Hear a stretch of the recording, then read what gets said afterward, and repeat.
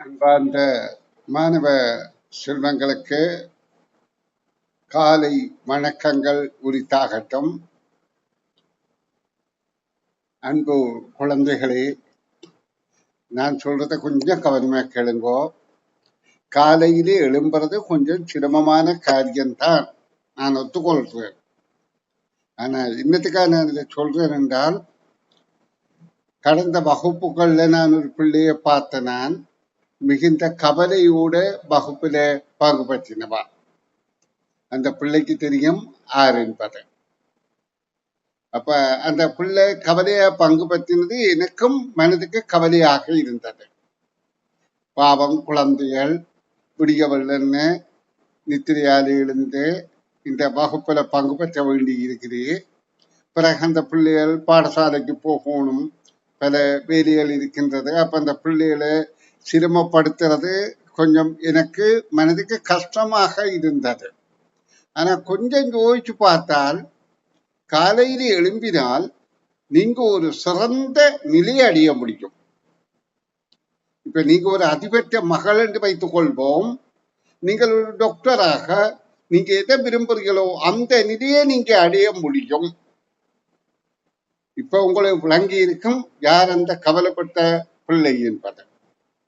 அப்ப நீங்க உங்களை மாற்றிக்கொள்ளவும் உங்களுடைய எதிர்காலத்தை சிறப்பாக ஆக்குவதற்கும் நீங்க முயற்சி செய்யுங்க. நிச்சயமாக நான் உங்களுக்கு உதவி செய்வேன். அப்ப நான் தினசரி காலையில வகுப்பு வைக்கிறேன். இப்ப இந்த வகுப்பை மாலையில மாற்றி வைக்கிறதுக்கு யோசிக்கிறேன். நீங்கள் அப்படி காலை உங்களுக்கு கஷ்டம் என்று கண்டால் நீங்க மாலையில வைக்கிறத விரும்பினால் எனக்கு தகவல் தாங்கோ, நான் ஒரு முயற்சி செய்து பார்க்கலாம். அதாவது என்னத்துக்காக நான் காலையில வகுப்பு வைக்கிறது மாலையில வைக்கிறது என்றால், எங்களுக்கு அந்த காலையில என்றால் இரவில வைஃபை பிரச்சனை இல்லை, தொடர்ந்து வகுப்பை சுமாராக நடத்தி கொண்டிருக்கலாம். இரவு நேரங்கள் நடத்திக்க இடைக்கிடையில சக்காகி நின்றுடும். அப்ப அந்த பிரச்சனையாலதான் நான் காலையில வைக்கிறதும், அதோட இரண்டாவது பிள்ளைகளை ஒரு நல்ல பழக்கத்தை பழக்கிறதுக்கு. ஏனென்றால் படிப்பு என்பது எங்களுக்கு வாழ்க்கைக்கு முக்கியத்துவம். நாங்க வாழப்போற ஆக்கள்.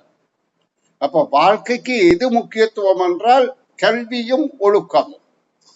அப்ப அந்த ஒழுக்கம் என்பது எங்களுடைய பழக்க வழக்கம். அப்ப இந்த பழக்க வழக்கத்தில இந்த காலையில எழுந்திருக்கிற பழக்கம் மிகச் சிறப்பான பழக்கம். இப்ப நீங்க அநேகமான ஆக்கள் இப்ப காலையைத்தான் விரும்புவீர்கள் என்று நான் எதிர்பார்க்கிறேன். அப்படி இல்லை, நீங்க கனப்பேர் மாலையை விரும்பினால் நான் வகுப்புகளை மாலையில வைப்பேன். நீங்களே எனக்கு உங்களோட தகவல்களை அறியத்தாங்கோ, எதிர்கொண்டு. அதாவது இந்த கிழமைக்கல்ல, பிறகு அக்டோபர் மாதத்தில இருந்து செப்டம்பர் 24ஆம் தேதி தான் இன்னும் ஒரு 4 நாள் வகுப்புக்கு பிறகு நான் வைப்பேன். பிறகு செப்டம்பர் 24 இருந்து அந்த மாலை வகுப்பாக மாற்றுவதற்கு உங்களுடைய ஆலோசனையை கேட்கிறேன். உங்களுக்கு விரும்பினால் மட்டும்தான். சரி பிள்ளைகள், நாங்கள் இன்றைய தினம், அதாவது நாங்க காலையில எழுந்திருக்கிறது முக்கியத்துவத்தை நீங்க சிந்திக்க போறீர்கள்.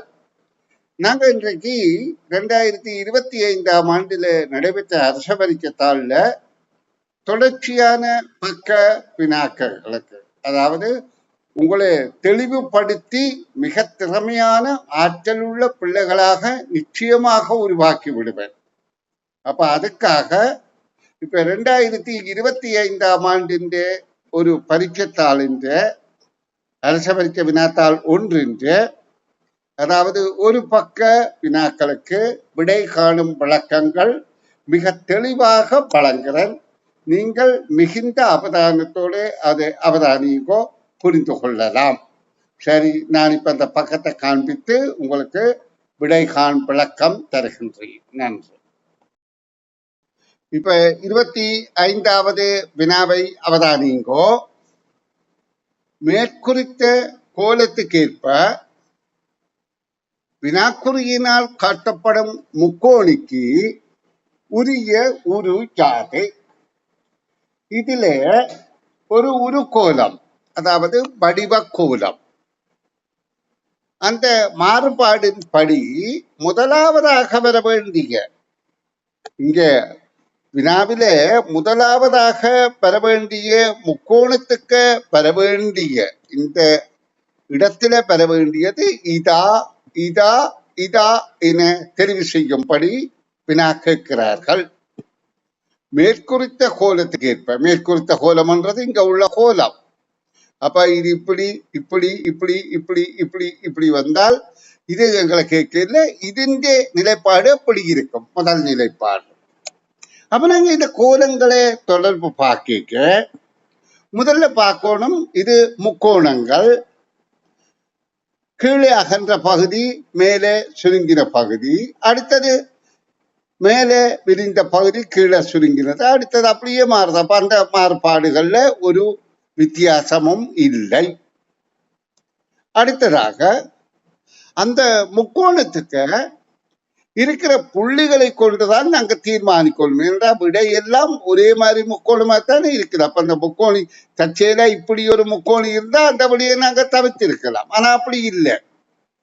அப்ப இப்ப இந்த 3 விடையில ஒரு விடையை நாங்கள் இருக்க வேணும். அப்ப அடுத்ததாக நாங்க பார்ப்போம், இந்த முக்கோணங்களுக்கு இருக்கிற புள்ளிகளில ஏதாவது இருக்குதா, ஏதாவது தொடர்பு இருக்கா? இங்க 3 இருக்கு, இங்க 4 இருக்கு, இங்க 4 இருக்கு, இங்க 5 இருக்கு, இங்க 5 இருக்கு, இங்க 5 இருக்கு. அப்போ ஒரு தொடர்பும் தெரியல. இதுல ஒரு தடவை இருக்கு, இங்க 2 தடவை இருக்கு, இங்க 3 தடவை இருக்கு. அது ஏன் தொடர்பு இருக்கோ பார்ப்போம். இங்க 4 இருக்கு, இங்க 4 இருக்கு, இங்க 4 இருக்கு, இங்க 4, இங்க 4, இங்க 5, இங்க 5. அப்ப இந்த புள்ளிகளுக்கு இடையிலே ஒரு தொடர்பையும் எங்களால காண முடியவில்லை. அப்ப அடுத்ததாக புள்ளிகளின் எண்ணிக்கையிலே எதுவும் தொடர்பு இருக்கான்னு பார்ப்போம். இப்ப 3 இதுல 3 புள்ளி, இதுல 4 புள்ளி, இதுல 4 புள்ளி. அப்ப மொத்தம் இதுல 11 புள்ளிகள் இருக்குது. இங்க 4, இங்க 4, இங்க 4, இங்க 12 புள்ளிகள் இருக்கு. இங்க 4, இங்க 4, இங்க 5, இங்க 13 புள்ளிகள் இருக்கு. அப்ப இங்க 14 இருக்குன்னு பார்ப்போம். 5, 5, 10, 4, 14. அப்ப இங்க 15 இருக்குன்னு பார்ப்போம். 5, 5, 5 இருக்கு. அப்ப எங்களுக்கு தெரியுது இந்த புள்ளிகளின் எண்ணிக்கை ஒவ்வொன்று கூடிக்கொண்டு போகுது. 11, 12, 13, 14, 15. அப்ப இதுக்குள்ள உள்ளது 10 பெற வேண்டும் என்ற நாங்கள் துணிந்து விட்டோம். அப்ப நாங்க பார்ப்போம் 10 உள்ள எது என்று. 10 உள்ளது இங்க 3, இங்க 3, இங்க 4, இது 10 சரி.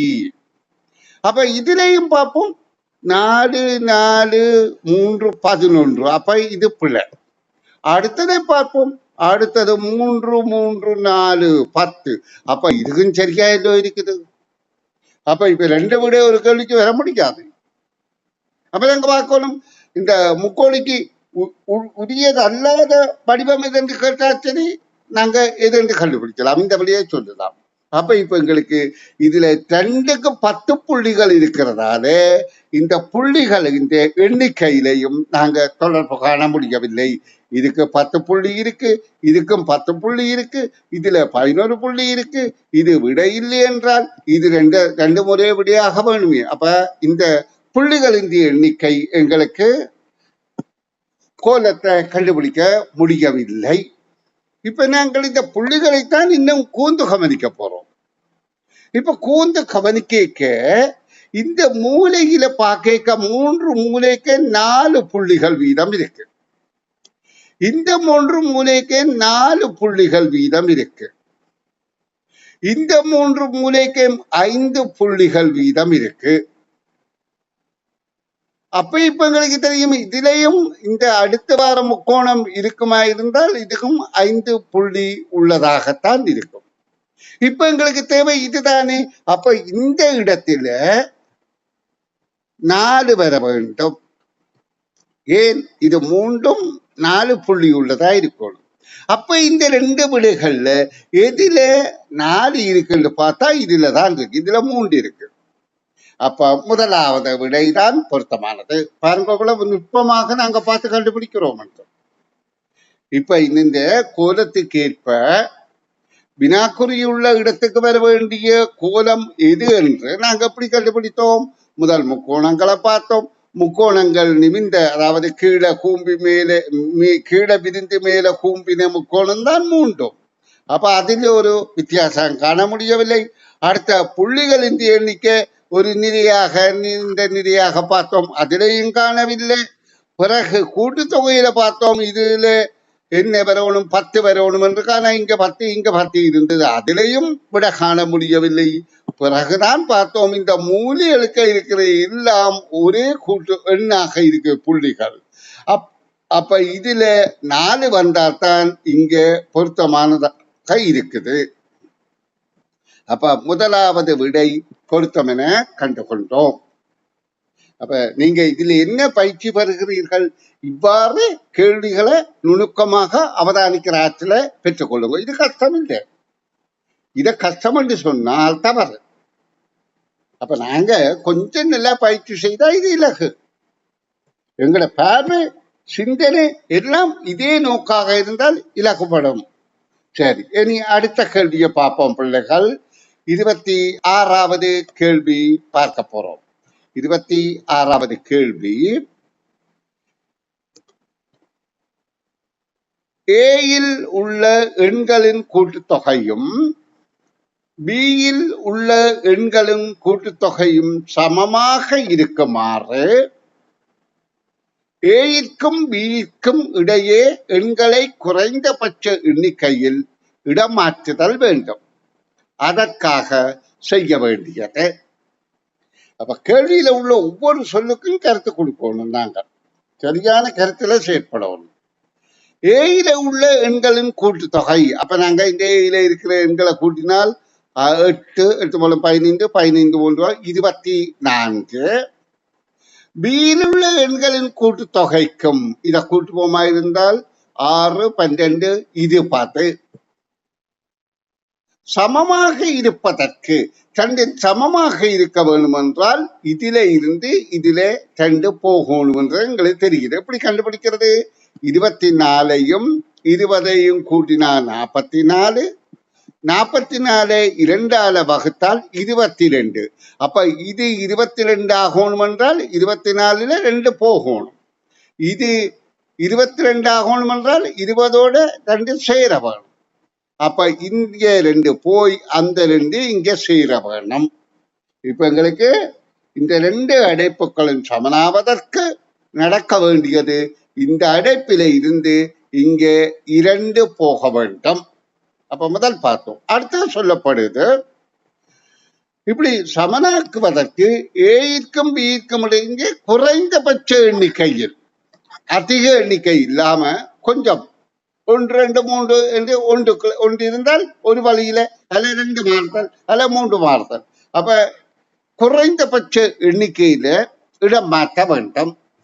அப்ப நாங்க இதுல பார்க்க வேண்டியது முதலாவது குறைந்தபட்சம் என்றால் இது ஒரே ஒரு மாற்றம் தான்.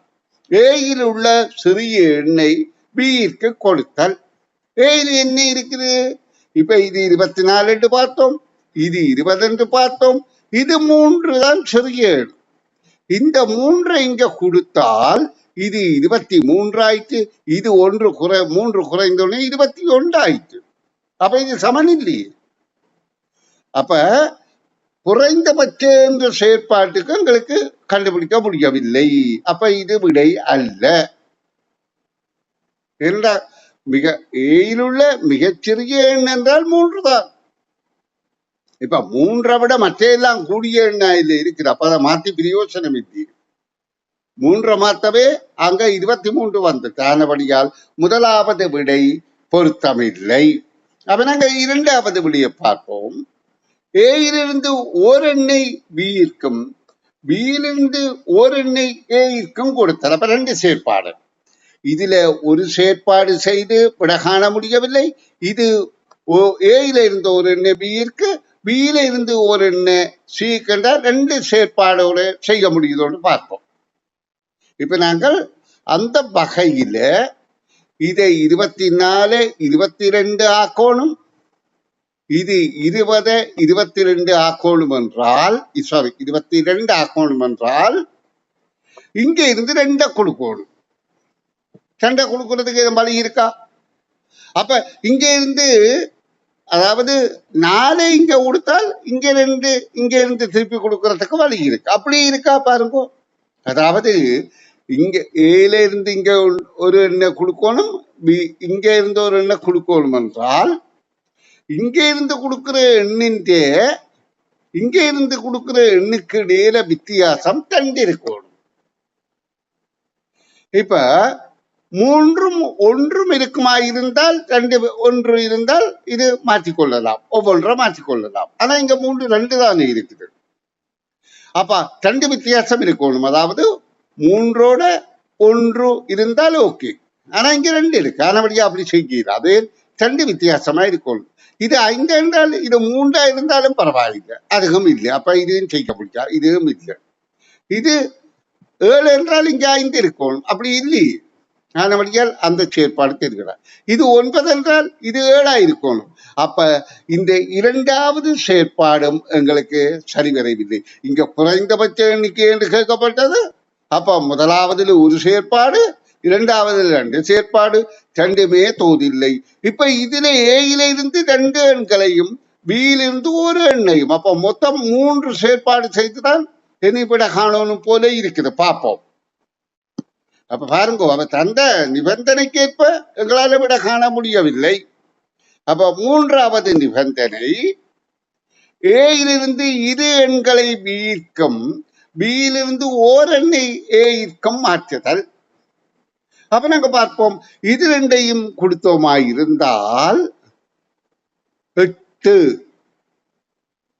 இது 2ஐயும் அங்க இருந்து இங்க எடுத்தால், அதாவது சாரி அப்படி இல்லை, அதாவது 2 எண் இல்லை, இங்க இருந்து 2 எண் போகணும், அங்க இருந்து ஒரு எண் தானே போகணும்.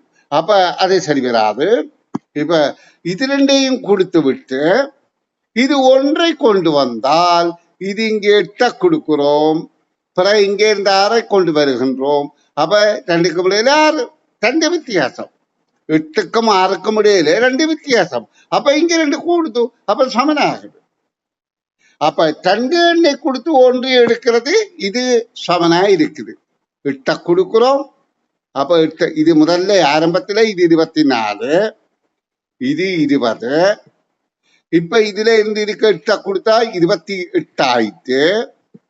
இதுல 8 போனால் இது இதுல 8 போகுது, அதாவது 24ல 8 போகுது. அப்ப இது 16 ஆகுது. பிறகு இங்க இருந்து 6ஐ இங்க கொடுக்கிறோம், 6ஐ கொடுத்தால் இங்க 22 ஆகுது. இங்க 6ஐ கொடுத்த உடனே 22 ஆகுது, கழியுது. அப்ப 2 சமனா இருக்கு.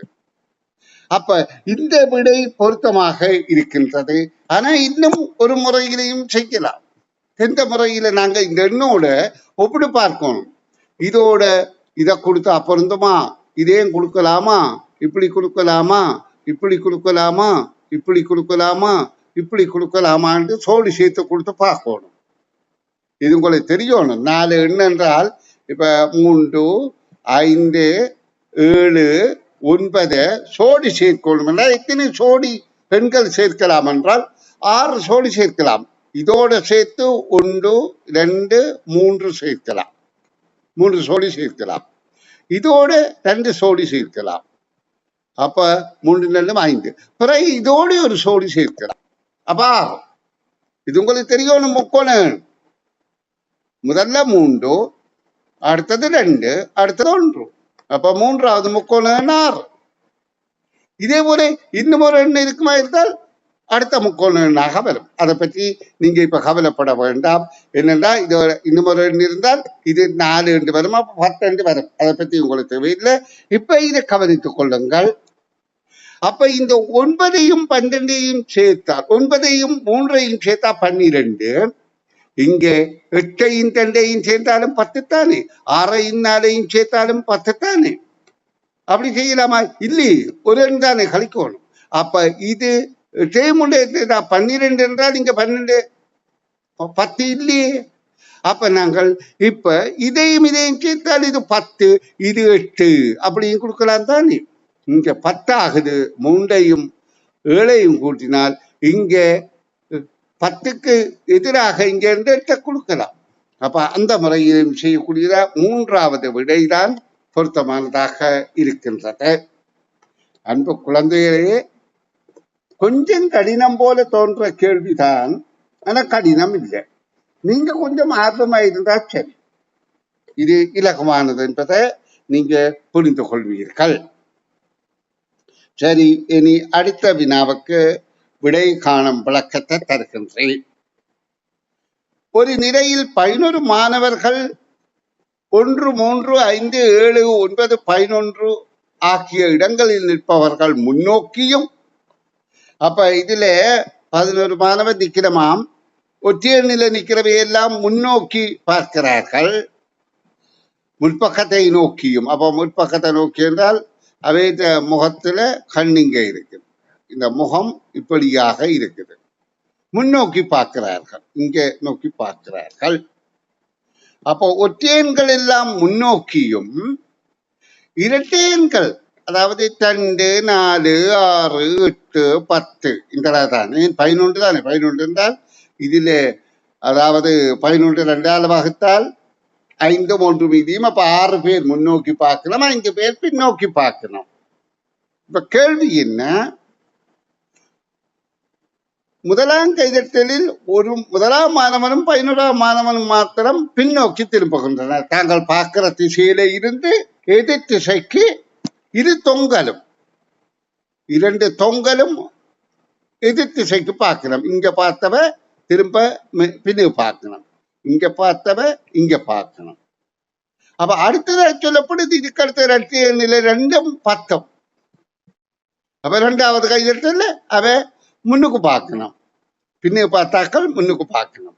அதான் வேற்றுமை. அதாவது ஒற்றையர் நிலை இருக்கிறவை எல்லாம் முன்னுக்கு பார்த்தவ பின்னுக்கு பார்க்கணும், இரட்டையர் நிலை இருக்கிறவை எல்லாம் பின்னுக்கு பார்த்தவ முன்னுக்கு பார்க்கணும். இப்ப உங்களுக்கு அந்த வித்தியாசம் தெரியுது.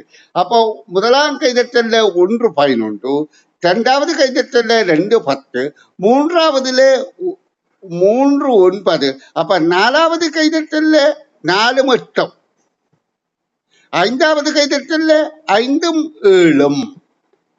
அப்ப 5 7 வருகின்ற போது இதுக்குள்ள ஒரு 6வது ஆள் நிற்கிறார். அவர் ஏற்கனவே இவை திரும்பின வார திசையை நோக்கித்தான் இவை இப்ப பார்த்து கொண்டே இருக்கிறார். அப்ப அவர் அதே திசையைத்தான் பார்க்கிறார். அப்ப இங்க திரும்பும் சந்தர்ப்பம் என்று கேட்கிறத விட நோக்கும் சந்தர்ப்பம் என்று கேட்கிறார். பார்ப்பது சரி, பரவாயில்லை, அது 5வது சந்தர்ப்பம் என்பது எங்களுக்கு புரிந்து கொண்டு விட்டது. அப்ப கேள்விக்கான விடை 5வது சந்தர்ப்பம். இனி நான் அடுத்த வினாவுக்கு விடைகான் விளக்கம் சொல்லித்தாரன் பாருங்க. இதொரு எண் சட்டம், குறுக்கெழுத்து சட்டம் போல எண்களை, குறுக்கெழுத்து சட்டம் என்றால் எழுத்துக்களை குறுக்க போட்டு நிரையாக நிரலாக குறுக்காக போட்டு சொற்களை ஆக்கி அது ஒரு குறுக்கெழுத்து சட்டம்.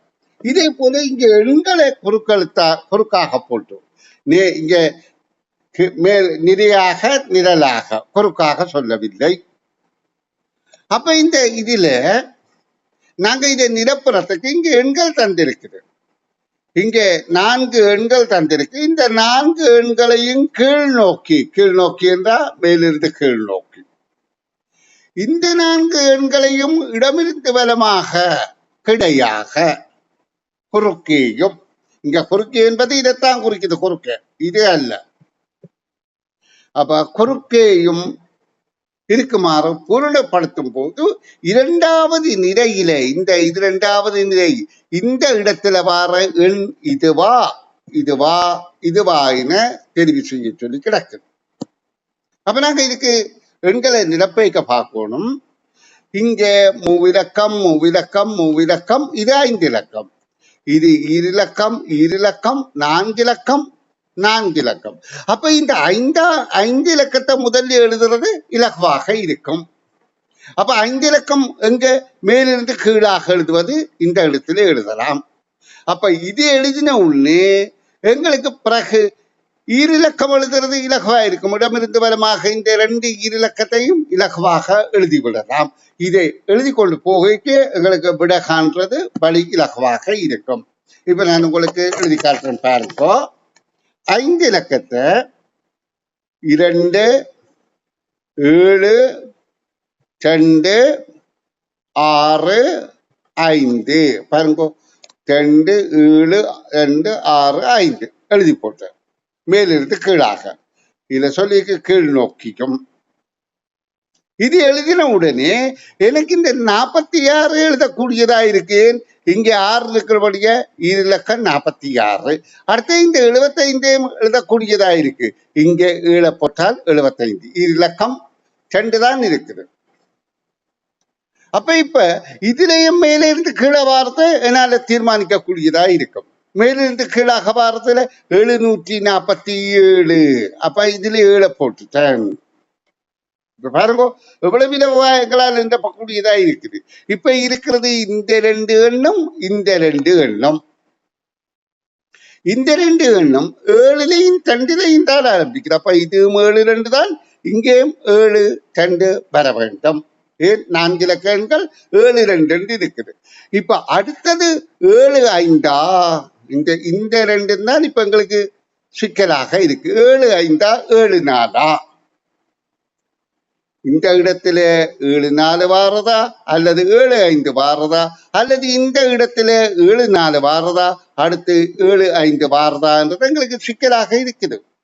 அப்ப இப்ப நாங்கள் பார்க்கிறோம், கீழ் நோக்கி வார நிலை 485 என்று வருகிறது என்றால் மேல 4 வர வேண்டும், கீழே 5 வர வேண்டும். இங்க பாருங்க, 4 இங்க வரணும், 5 இங்க வரணும். நல்லா கவனிங்கோ.